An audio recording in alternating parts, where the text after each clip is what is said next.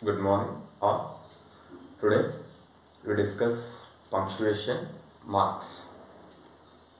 Punctuation marks in English language, punctuation marks are three kinds. Those are end punctuation marks, internal punctuation marks and word punctuation marks.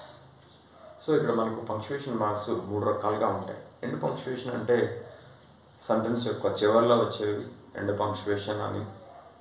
Internal punctuation అంటే sentence యొక్క మధ్యలో వచ్చేవి internal punctuation అని. ఆ తర్వాత word punctuation అంటే పదానికి ఇచ్చే పంక్చువేషన్ వర్డ్ పంక్చువేషన్ అని అంటాం. Now we discuss this punctuation marks clearly. Punctuation marks. These are three kinds. Punctuation marks are three kinds. These are three kinds. ఇవి మూడు రకాలుగా ఉంటాయి. అందులో వచ్చేసి ఒకటి the first one is end punctuation marks. End punctuation marks. End punctuation marks or end punctuation marks అంటే sentence యొక్క చివరిలో వచ్చే వాటిని ఎండ్ పంక్చువేషన్ మార్క్స్ అని అంటాం. ఈ సెంటెన్స్ యొక్క చివరిలో వచ్చేవి ఏంటంటే ఫుల్ స్టాప్. ఫుల్ స్టాప్ అంటే మనకు ఒక చిన్న చుక్కలాగా కనిపిస్తూ ఉంటుంది. దీన్ని ఫుల్ స్టాప్ని మనము లాంగ్ పాస్ అంటాం. ఫుల్ స్టాప్ని మనము లాంగ్ పాస్ అంటాం. లాంగ్ పాస్ అంటే వెంట సెంటెన్స్ యొక్క చివరిలో ఉంటుంది కాబట్టి దీన్ని లాంగ్ పాస్ అని అంటాం. ఫుల్ స్టాప్ ఇది సెంటెన్స్ ఎలాంటి సెంటెన్స్కి వాడతామంటే ఇంపరేటివ్ మరియు అసెప్టివ్ సెంటెన్స్కి అంటే సాధారణ వాక్యాలకి దీన్ని వాడతాం. Next question mark. Question mark వచ్చేసి మనకు ఈ సింబల్ అనేది క్వశ్చన్ అంటే తెలుసు మనకి. క్వశ్చన్లోనే మనకు క్వశ్చన్ అనే అర్థం వస్తుంది. సో ఇక్కడ క్వశ్చన్ సింబల్ ఉంటుంది. ఈ క్వశ్చన్ సింబల్ ఎప్పుడైతే క్వశ్చన్ సింబల్ వచ్చిందో ఆ క్వశ్చన్ సింబల్ నా సెంటెన్స్ని చెప్పడానికి వాడతాం. గ్రామటికల్గా క్వశ్చన్ మార్క్ మనకు రెండు రకాల క్వశ్చన్స్ ఉంటాయి. దాంట్లో WH వర్డ్ అంటే WH వర్డ్ క్వశ్చన్స్ అనేవి ఉంటాయి. ఆ తర్వాత WH వర్డ్ క్వశ్చన్ తర్వాత మనకు ఎస్ ఆర్ నో క్వశ్చన్స్ ఉంటాయి. అంటే ఎస్ ఆర్ నో క్వశ్చన్స్ అంటే ఏదైనా క్వశ్చన్ అడిగినప్పుడు హెల్పింగ్ వర్బ్తో అడిగిన ప్రశ్నలని ఎస్ ఆర్ నో క్వశ్చన్స్ అంటాం. ఆన్సర్ వచ్చేసి ఎస్ ఆర్ నో అని వస్తుంది. కాబట్టి ఈ యొక్క హెల్పింగ్ వర్బ్తో వచ్చే ప్రశ్నలు ఏదని ఎస్ ఆర్ నో క్వశ్చన్స్ అంటాం. ఈ WH వర్డ్తో వచ్చే ప్రశ్నలు కూడా కొన్ని ఉంటాయి. సో మనకి ఇక్కడ క్వశ్చన్స్ రెండు రకాలుగా ఉంటాయి. ఆ తర్వాత మనకు క్వశ్చన్ ట్యాగ్ అంటే మనకు క్వశ్చన్ ట్యాగ్ని చెప్పడానికి కూడా ఈ క్వశ్చన్స్ మార్క్ని మనం వాడుతూ ఉంటాం. ఇంకా ఆ తర్వాత మనకు షార్ట్ క్వశ్చన్స్ని చెప్పడానికి కూడా వాడుతూ ఉంటాం. అంటే ఏదైనా మనకు షార్ట్ క్వశ్చన్స్ వాడినప్పుడు ఈ షార్ట్ క్వశ్చన్స్ని కూడా చెప్పడానికి ఈ క్వశ్చన్స్ని వాడుతూ ఉంటాం. సో ఇక్కడ full stop is used to normal sentences, assertive sentence and imperative sentence. అయితే question mark is used to interrogative sentences, WH word sentence, yes or no questions sentences and question tags and short questions. Next, exclamation mark. Exclamation mark is used to indicate the exclamatory symbols. ఈ exclamatory words కూడా వీటిని వాడుతూ ఉంటాం. అంటే for example ఓ అనే ఒక word ఉంది. హ మీన్స్ ఇది exclamatory సింబల్ ఇస్తాము. ఆ తర్వాత hello means here also exclamatory symbol వాడతాం. ఆ తర్వాత సెంటెన్సెస్ అంటే ఎక్స్క్లమేటరీ వర్డ్కి వాడతాం. ఆ తర్వాత ఎక్స్క్లమేటరీ సెంటెన్స్కి కూడా వాడతాం. వాట్ ఏ బ్యూటిఫుల్ అని చెప్పినప్పుడు ఆ సెంటెన్స్ యొక్క చివరిన మనం ఎక్స్క్లమేటరీ సింబల్ని మనము యూజ్ చేస్తూ ఉంటాము. అంటే మనకు మామూలుగా ఇలా చెప్తాం, what a beautiful and it is what a beautiful it is అని చెప్పినప్పుడు ఇక్కడ మనకు ఎక్స్క్లమేటరీ సింబల్ అనేది వస్తుంది. అంటే దిస్ ఈజ్ ఎక్స్క్లమేటరీ సెంటెన్స్. అంటే మనం దీన్ని ఎక్స్క్లమేటరీ సెంటెన్స్గా చెప్పచ్చు.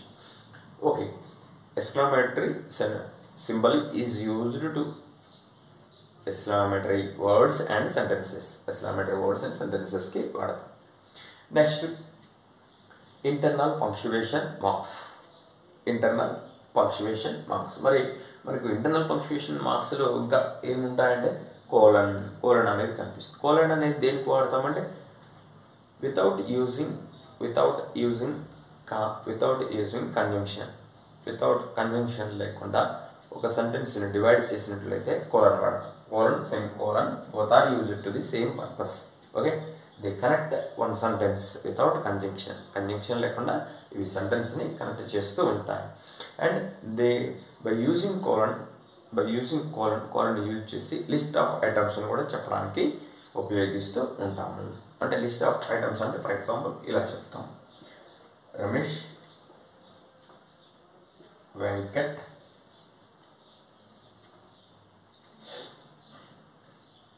అంటే వాళ్ళ గురించి మనం చెప్పడానికి కొన్ని ఈ లిస్ట్ ఆఫ్ ఐటమ్స్ని మనం ఉపయోగిస్తూ ఉంటాం. అంటే సెలెక్టెడ్ క్యాండిడేట్స్ ఏదైతే ఉన్నారో ఆ సెలెక్టెడ్ క్యాండిడేట్స్ వెంకట్, రాము. ఓకే, అంటే ఇక్కడ ఏంటి, వీళ్ళందరూ కూడా సెలెక్టెడ్ క్యాండిడేట్స్ అని చెప్పాలి. సో సెలెక్టెడ్ క్యాండిడేట్స్ అని చెప్పడానికి passed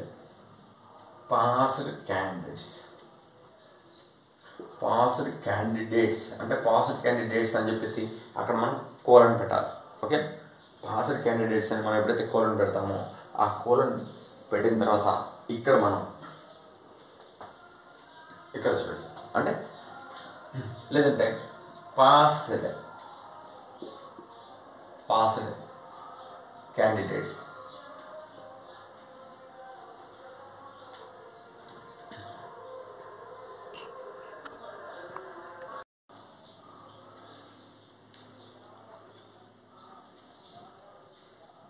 we use passed candidates అంటే మనకు పాస్డ్ క్యాండిడేట్స్ అని చెప్పడానికి ఇక్కడ మనం కోలన్ ఉపయోగించి రమేష్, రాజు, వెంకట్ అని ఉపయోగిస్తాం. Next bring the list of items. కొన్ని లిస్ట్ ఆఫ్ ఐటమ్స్ని మనం చెప్పడానికి చాక్పీస్, నోట్బుక్, పెన్సిల్, ఇవన్నీ కూడా మనం లిస్ట్ ఆఫ్ ఐటమ్స్ని చెప్పడానికి కూడా ఈ కోలన్ని ఉపయోగిస్తూ ఉంటాం. Semicolon both are used in same purpose. ఇంకా ఏదైనా లాంగ్ సెంటెన్స్ ఏదైతే ఉంటుందో ఈ లాంగ్ సెంటెన్స్ని కూడా సపరేట్ చేయడానికి మనము ఉపయోగిస్తూ ఉంటాము. Okay, to separate the long sentences without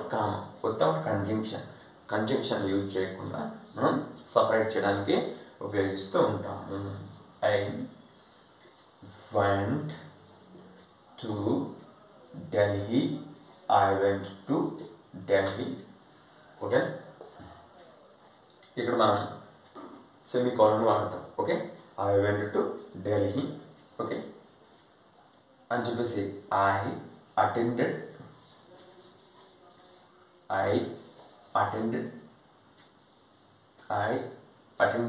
meeting.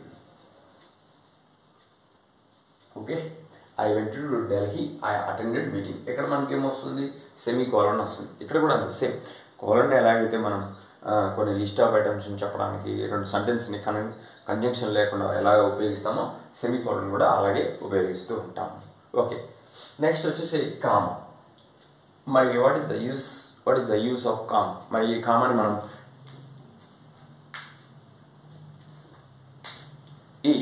మనం ఏ సందర్భాలలో ఈ కామాని మనం వాడుతూ ఉంటాం చూద్దాం. మరి ఏంటి ఇక్కడ కామా అంటే జస్ట్ ఈ కామన్ మనం అంటే షార్ట్ పాస్ అంటాం. ఫుల్ స్టాప్ని ఎలాగైతే లాంగ్ పాస్ అన్నామో కామన్ మనం అంటాం షార్ట్ పాస్ అంటాం.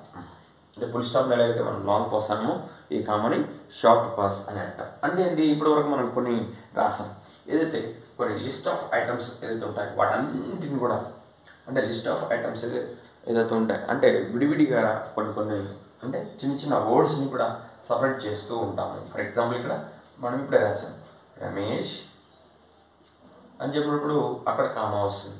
ఆ తర్వాత వెంకట్ అని చెప్పినప్పుడు ఇక్కడ కామా వస్తుంది. ఓకే, నెక్స్ట్ లత అని చెప్పినప్పుడు ఇక్కడ కూడా కామా వస్తుంది. అంటే ఏంటి, we use comma to every noun. ఏదైనా నౌన్ని మనం చెప్పినప్పుడు ఆ నౌన్కి ప్రతి నౌన్కి కూడా మనం ఇలా కామా వాడుతూ ఉంటాము.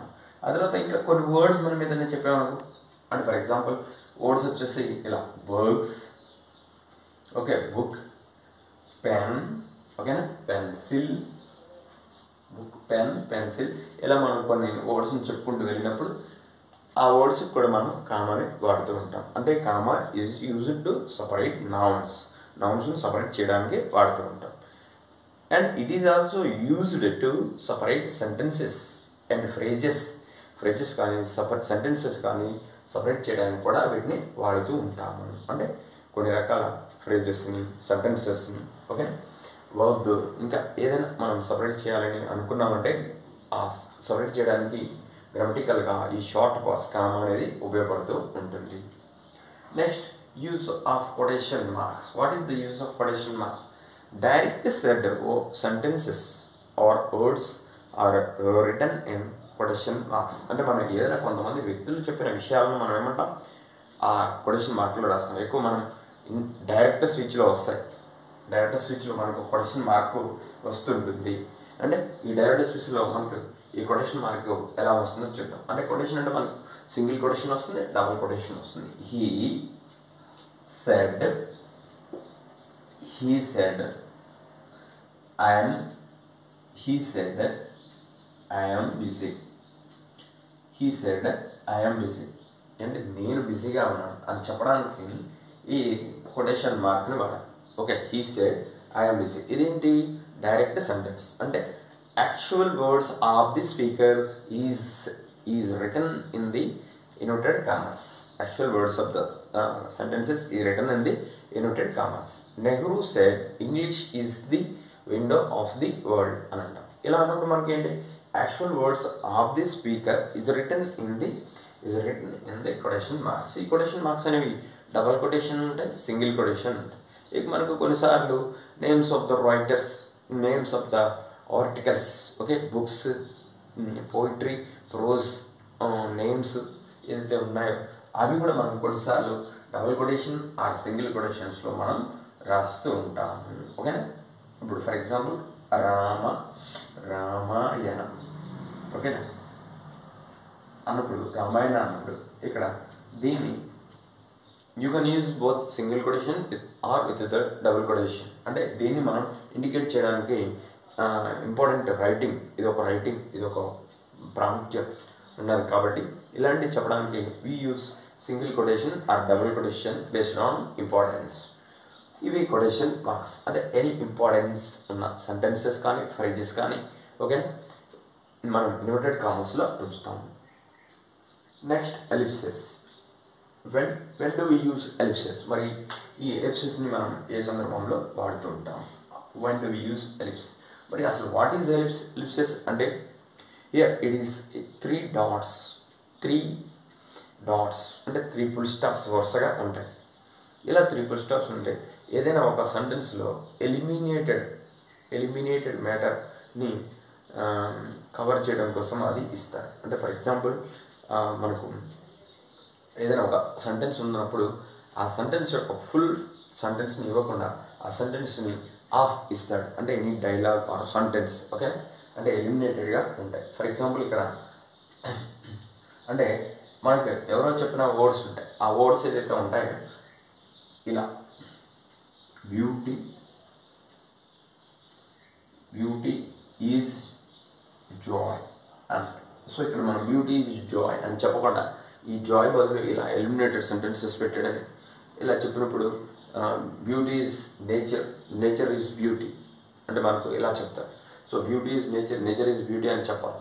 కానీ ఇక్కడ మరి నేచర్ ఈజ్ బ్యూటీ అని చెప్పడం లేదు. ఇంతవరకు ఎలిప్సెస్ పెట్టి వదిలేసినాడు. అంటే ఆ మిగిలిన రిమైనింగ్ సెంటెన్స్ ఏదైతుందో ఇన్కంప్లీట్ సెంటెన్స్ అని చెప్పడానికి మనం ఈ యొక్క ఎలిప్సెస్ని మనం వాడుతూ ఉంటాం. This is about ellipses. అంటే రిమైనింగ్ ఇన్కంప్లీట్ సెంటెన్స్ని చెప్పడానికి మనం వాడుతూ ఉంటాం ఈ ఎలిప్సెస్ని. Okay, next come to discuss what are the word punctuations. మరి పదానికి కూడా కొన్ని punctuations వస్తాయి. వర్డ్, ఓకే, కొన్ని it is the combination of letters, కొన్ని అక్షరాల సముదాయాన్ని వర్డ్ అంటాం. ఈ వర్డ్కి కూడా కొన్ని రకాల పంక్చువేషన్ ఏంటది? అపాస్ట్రఫీ. ఓకే, అపాస్ట్రఫీ అంటే ఏంటి? The small dot, okay, which is given on the above the word యొక్క పైన కొన్ని సెంటెన్స్ని చెప్పడానికి ఇస్తాను. ఫర్ ఎగ్జాంపుల్ ఇక్కడ రాముస్, ఫర్ ఎగ్జాంపుల్ ఇక్కడ రాముస్ బ్యాగ్ అని అనుకోండి. అంటే రాముస్ బ్యాగ్ అంటే రాము యొక్క బ్యాగ్, అంటే ఇది ఎవరిదైనా ప్రాపర్టీ, ఎవరిదైనా అంటే పొసెసివ్, అది ఎవరికి సంబంధించింది అని చెప్పడానికి అంటే దాన్ని మనం ఇలా వాడతాం. Okay, next Latha's. Okay, Latha's book అంటే లతా యొక్క బుక్ ఇక్కడ ఉంది అని చెప్పాలంటే లతాస్ బుక్ అంటే ఇక్కడ మనం అపాస్ట్రఫీని వాడుతూ ఉన్నాము. ఓకే, ఆ తర్వాత ఇక మనం ఇలాగే చాలా లిస్టు చెప్పుకుంటూ పోతే చాలా వస్తూ ఉంటాయి. Okay, next Gandhi's. Okay, next Gandhi's. Okay, Gandhi's ఇక్కడ మనం గాంధీ యొక్క అంటే గాంధీ వాడేది మనం వాడుతున్నాము అని చెప్పాలి కదా. సో గాంధీస్ స్టిక్ అంటే గాంధీ యొక్క స్టిక్ని మనం ఇక్కడ వాడుతున్నాం. ఓకే, గాంధీస్ స్టిక్ అంటే గాంధీ యొక్క స్టిక్ని మనం ఇక్కడ వాడుతున్నాం. ఇట్లా మనం ఇలా చెప్పుకుంటూ పోతే చాలా వస్తువు ఉంటాయన్నమాట. ఓకే, నెక్స్ట్ ఇంకా మనము కొన్ని ఈ అపాస్ట్రఫీని ఇంకా ఎప్పుడు వాడతామంటే నెగటివ్ ఫామ్ అని చెప్పినప్పుడు, అంటే whenever we indicate the negative ఫామ్ని ఇండికేట్ చేసినప్పుడు కూడా మోస్ట్ ఆఫ్ ది టైమ్స్ మనం అపాస్ట్రఫీని వాడుతూ ఉంటాము. చూద్దాం ఇక్కడ. ఓకే, ఇక్కడ మనం అపాస్ట్రఫీని డిస్కస్ చేద్దాం. అంటే నెగటివ్ ఫామ్ అంటే ఫర్ ఎగ్జాంపుల్ ఇక్కడ షెల్ నాట్ అని ఉందా, ఈ నాట్ని మనం ఇండికేట్ చేయడానికి మనం ఏం చేస్తాం, ఈ షెల్ నాట్ బదులు ఏం చేస్తున్నాం, మనం షాంట్ అని ఉపయోగిస్తాం. అంటే ఈ నాట్ని రాయడం బదులు మనం ఏం చేస్తాం, ఇక్కడ అపాస్ట్రఫీ వాడతాము. ఆ తర్వాత విల్ ప్లస్ నాట్ ఉంటుంది. ఈ విల్ ప్లస్ నాట్ని మనం ఏం చేస్తున్నాం, ఇక్కడ షార్ట్ కట్లో ఓంట్ అని రాస్తున్నాం. అంటే ఇక్కడ ఓటీని తీసేసి మనం ఇక్కడ రాస్తున్నాం విల్ నాట్. ఆ తర్వాత హ్యావ్ ప్లస్ నాట్, ఇక్కడ ఏంటి మనం అంటే మామూలుగా మనం ఇక్కడ హ్యావెంట్ అని రాస్తూ ఉంటాము. ఓకేనా, అంటే మనం హ్యావెంట్ అని రాస్తున్నాం. అంటే ఇక్కడ అన్నీ కూడా కుడెంట్, స్టూడెంట్ ఇవన్నీ కూడా అపాస్ట్రోఫీ తర్వాత ఓ అనేది తీసేసి షార్ట్ ఫామ్ చేసేసి అపాస్ట్రోఫీ తర్వాత వచ్చేస్తాయి. Okay, shall not, shan't, will not, won't, have not, haven't. Okay, ఇట్లా ఇది నెగటివ్ ఫామ్ని కూడా నెగటివ్ ఫామ్ని రాయడానికి ఈ యొక్క అపాస్ట్రఫీని వాడుతూ ఉంటాం. ఇక ఆ తర్వాత చాలా సందర్భాలలో ఇంకా అపాస్ట్రఫీని వాడుతూ ఉంటాం. ఆ తర్వాత hyphen, when we use hyphen. Okay, ఇంతవరకు మనకు చెప్పుకున్న సో కాల్డ్ అపాస్ట్రఫీని చెప్పుకున్నాం. ఆ తర్వాత వెన్ డు యూజ్ హైఫన్, మరి ఈ హైఫన్ ఎప్పుడు వాడతామంటే టు ఇండికేట్ కాంపౌండ్ వర్డ్స్, అంటే కాంపౌండ్ వర్డ్స్ని చెప్పడానికి వాడతాం. వాట్ కాంపౌండ్, ఓకే, వర్డ్స్ అంటే కాంపౌండ్ వర్డ్స్ ఏదైతే అంటే ఒక వర్డ్లోనే 2-3 వర్డ్స్ ఉంటే దాన్ని కాంపౌండ్ వర్డ్స్ని ఇండికేట్ చేయడానికి వాడతాం. ఫర్ ఎగ్జాంపుల్ ఇక్కడ 45 అనే పదం యాక్చువల్లీ 40 వేరే 5 వేరే ఉండదు, అంటే కలిపే చెప్తాం. కానీ దాన్ని ఇండికేట్ చేయడానికి ఇక్కడ 45 అనే పదాన్ని ఇలా మనం వాడతాం.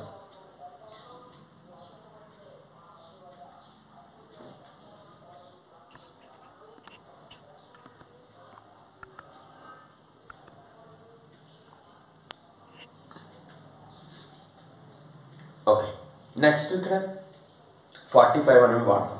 ఆ తర్వాత మనం ఫాదర్ ఇన్ లా. ఓకేనా, ఫాదర్ ఇన్ లా అంటే ఈ ఫాదర్ ఇన్ లా అనే పదం చెప్పడానికి కలిపి రాయం.